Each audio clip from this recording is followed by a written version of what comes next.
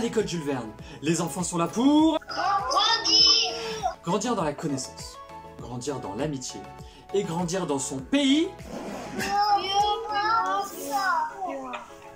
Plus haut, plus loin, plus fort. Parce qu'un enfant, ça grandit dans son cœur, dans son esprit, ça grandit par l'effort.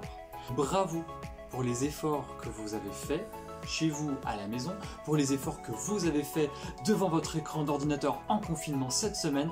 Il y avait les sautes de connexion d'internet, il y avait le fait que le micro on entendait mal, il y a le fait que vous n'êtes pas dans votre environnement de travail habituel. Tout ça c'était des obstacles qui voulaient vous faire tomber. Peut-être que vous êtes tombé, peut-être que vous avez échoué, rappelez-vous, l'important c'est de se relever. Là maintenant, ce que j'aimerais vous proposer les enfants, c'est de faire un peu le tour de ce que vous avez appris. Racontez-nous les beaux moments, racontez-nous les pépites que vous avez eues cette semaine. J'ai aimé faire le coloriage, dessiner et tout.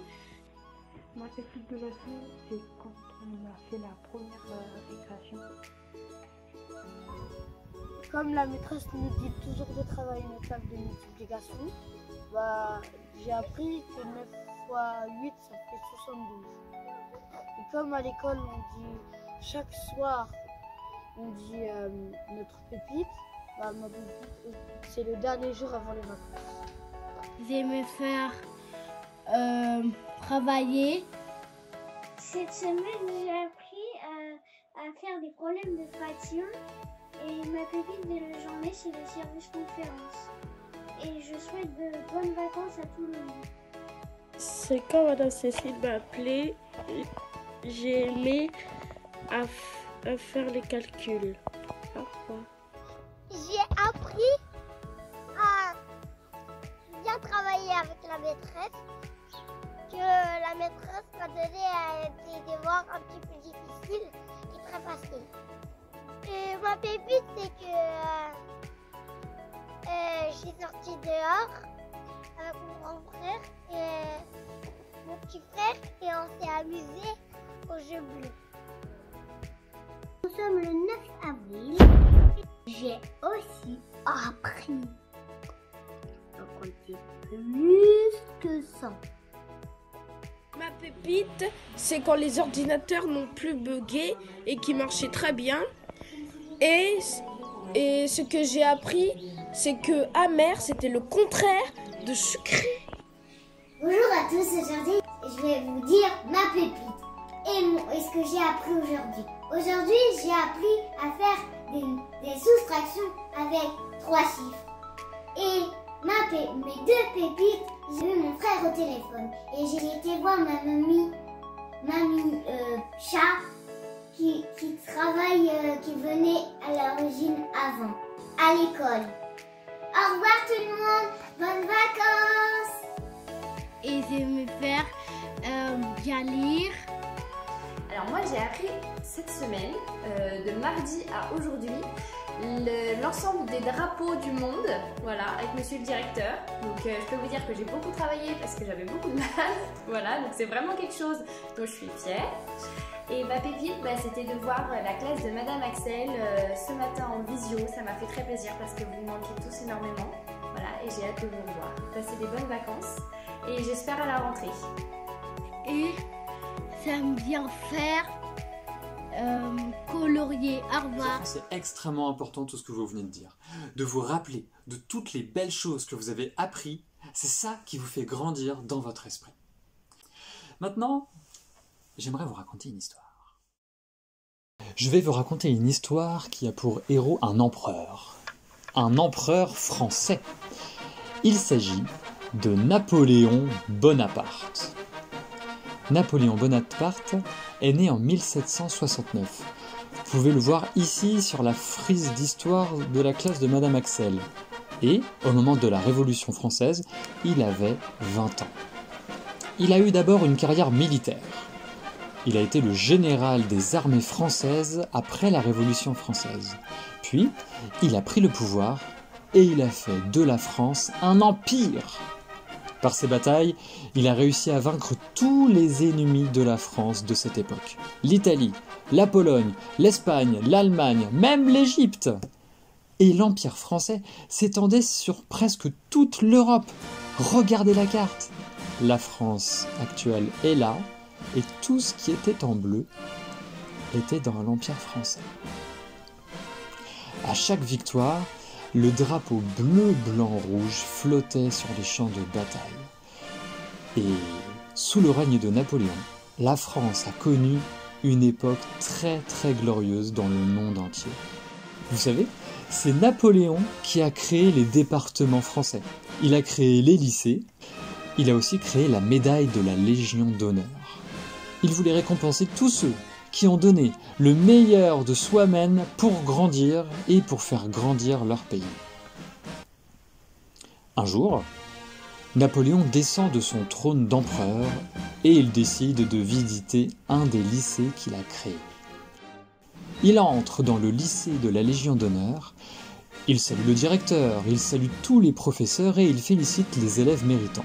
Puis, il demande à rencontrer les élèves qui ont été punis. Dis-moi, jeune élève, comment cela se fait-il que vos professeurs vous ont puni aujourd'hui ? Bah, c'était pas de ma faute, c'est toujours moi qui prends. C'est pas moi qui avais jeté les boulettes de papier. C'est vraiment pas juste. Mais Napoléon pouvait lire dans leurs yeux que ce n'était pas complètement vrai. Et vous, dites-moi donc, comment cela se fait-il que vos professeurs vous ont puni aujourd'hui ? Oh, grand Napoléon, c'est moi qui suis responsable de tout. J'ai pris les ballons sauteurs en récréation. J'aurais dû écouter l'adulte. Je suis tellement désolée, pleine de remords.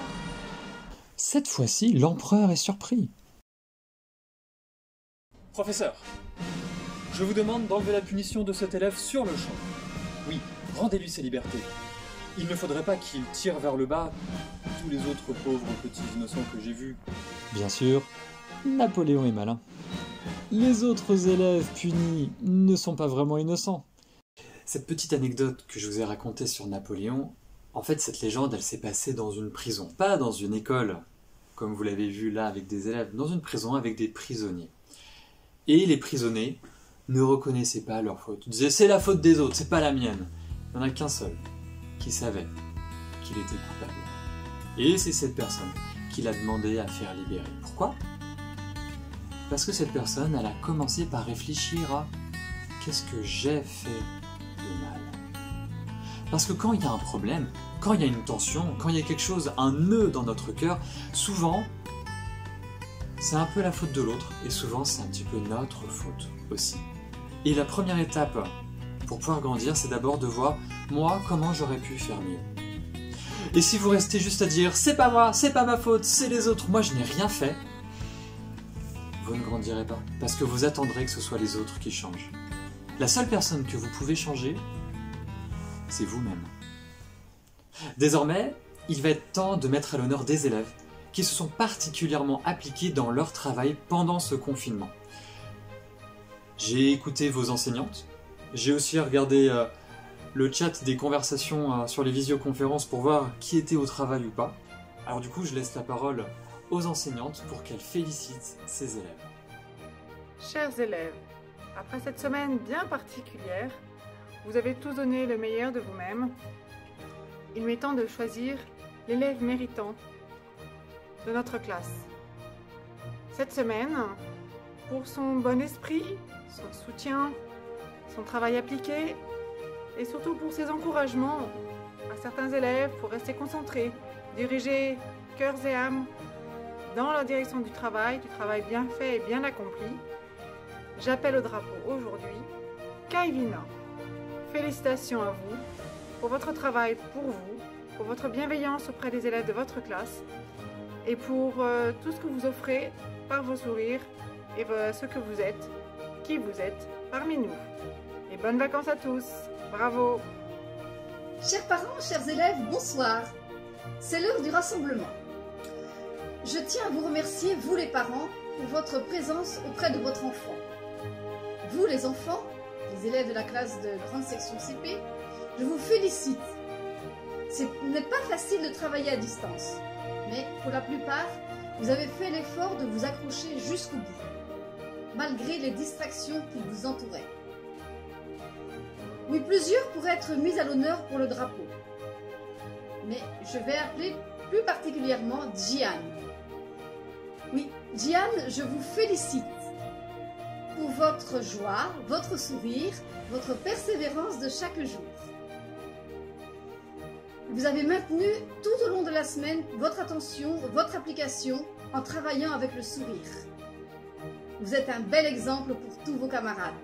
Bravo Gian!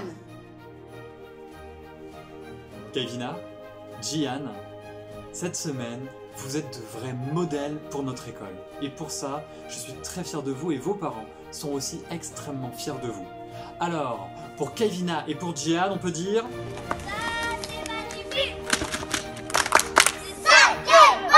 Les enfants, je vous souhaite de très bonnes vacances. Reposez-vous bien, faites quand même attention à sortir pour vous dégourdir les jambes, pas trop d'écran s'il vous plaît. Reposez-vous. J'espère de tout cœur qu'on va se retrouver dans 2 semaines à l'école pour reprendre notre vie comme avant. À très bientôt!